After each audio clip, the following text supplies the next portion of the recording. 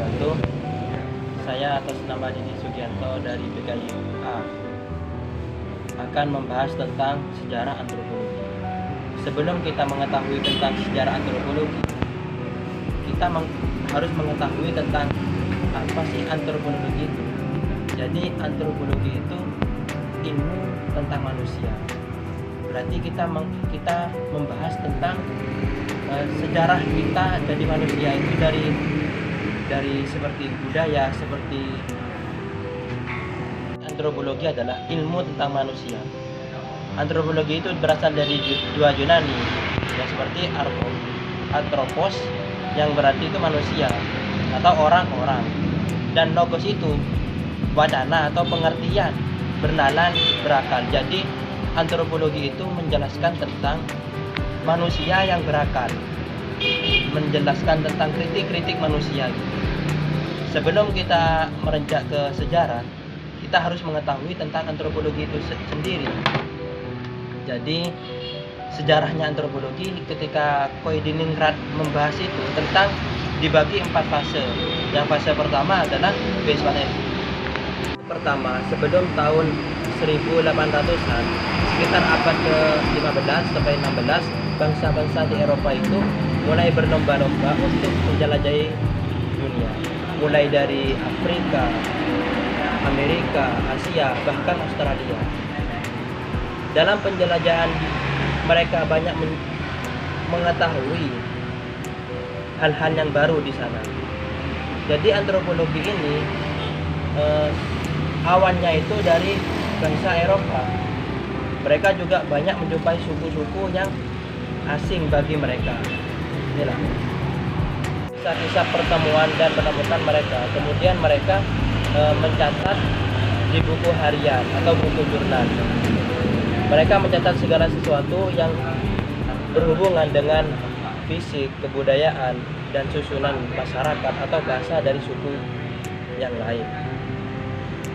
Jadi bahan-bahan berisi tentang suku tersebut kemudian dikenal dengan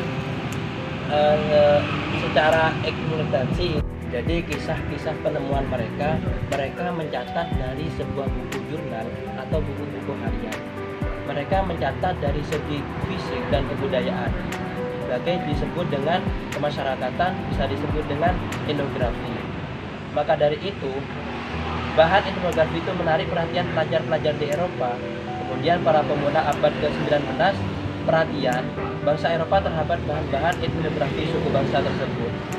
Jadi bangsa Eropa itu ketika ingin merintis tentang perjalanan orang masuk ke Eropa, dia mencatat terlebih dahulu dari segi fisik dan segi kebudayaan tersebut. Jadi bangsa Eropa terhadap bangsa-bangsa etnografi suku luar Eropa dari sudut pandang ilmiah menjadi sangat besar, sehingga timbul usaha-usaha untuk mengumpulkan seluruh himpunan bahkan etnografi tersebut. Oleh karena itu, sebab itu juga pada fase pertama ini ilmu antropologi sangat identik dengan ilmu etnografi. Selanjutnya fase kedua tahun 1800-an.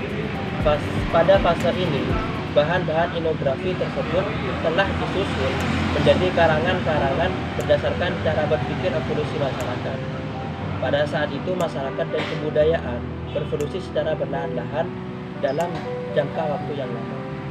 Mereka menganggap bangsa-bangsa selain Eropa tersebut bangsa-bangsa primitif yang tertinggal dan menganggap Eropa sebagai bangsa yang tinggi kebudayaannya. Jadi pada fase ini antropologi bertujuan akademis dan mulai berkembang sebagai studi kontemporer mengenai ras manusia, anatomi manusia, sejarah permukiman manusia, klasifikasi, bahasa, serta perbandingan antara masyarakat primitif dan kuno. Jadi di fase kedua ini menerangkan tentang antropologi mengenai tentang studi kontemporer mengenai ras dan anatomi manusia dan sejarah-sejarah yang ada di manusia. Kita mengetahui tentang manusia itu di fase kedua ini membahas tentang sejarah manusia itu dari awan ke awan. Selanjutnya fase ketiga, awan abad ke-20. Pada fase ini, negara-negara di Eropa berlomba-lomba membangun kolonial di benua lain seperti Asia, Amerika, Australia, dan Afrika. Dalam rangka membangun kolonial tersebut, muncul berbagai kendala seperti serangan dan dari bangsa lain. Selanjutnya yaitu fase ketiga, awal abad ke-20. Pada fase ini, negara-negara Eropa berlomba-lomba membangun kolonial di benua lain seperti Asia, Amerika, Australia, dan Afrika. Dalam rangka membangun kolonial tersebut, muncul berbagai kendala seperti serangan dari bangsa asing, pemberontak cuaca yang kurang cocok bagi bangsa Eropa, serta hambatan-hambatan lain dalam menghadapi pemerintah kolonial negara Eropa tersebut. Jadi, ketika itu negara Eropa akan membangun kolonial dari luar negara seperti Asia, Australia, dan bahkan Afrika. Tapi di pendapat Eropa, sebagian negara Eropa itu tidak bersetuju karena mereka tidak bisa menaklukkan pemerintah dan tidak bisa membicarakan dengan baik seperti itu. Di negara Eropa berusaha mencari-cari kelemahan suku asli untuk kemudian menaklukkannya. Untuk itulah mereka mulai mempelajari bahan-bahan etnografi tentang suku-suku bangsa luar Eropa, mempelajari kebudayaan dan kebiasaannya untuk kepentingan pemerintah kolonial. Jadi di Eropa, di sebagian negara Eropa itu ingin mempelajari tentang suku-suku bangsa di luar Eropa, sehingga bangsa Eropa yang ingin membangun kolonial itu bisa diajak diskusi bersama negara-negara yang tidak sepakat dari Eropa yang ingin membangun kolonial tersebut. Yang keempat, setelah tahun 1930-an, pada fase ini antropologi berkembang secara pesat.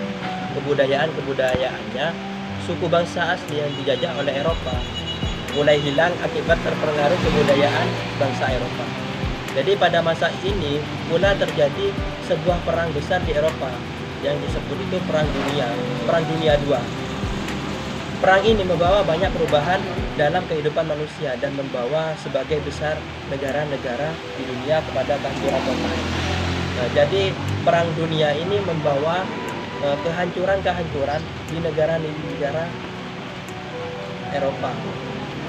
Kehancuran ini menghasilkan kemiskinan, kesenjangan sosial, dan kesengsaraan yang berujung.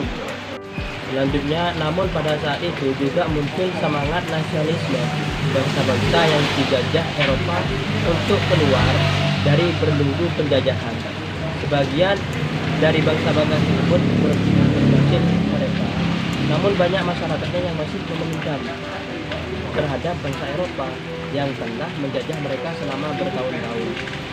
Jadi proses-proses pertumbuhannya tersebut menyebabkan perhatian ilmu antropologi tidak lagi ditujukan kepada penduduk pedesaan di luar Eropa, tetapi juga kepada suku bangsa di daerah pedalaman Eropa seperti suku bangsa Swami, Flen, dan Lem. Cukup sekian dari pembahasan sejarah antropologi. Kalau ada kesalahan atau kurang kepahaman, saya sebagai penjelasan tentang sejarah antropologi minta maaf kepada saya. Assalamualaikum warahmatullahi wabarakatuh.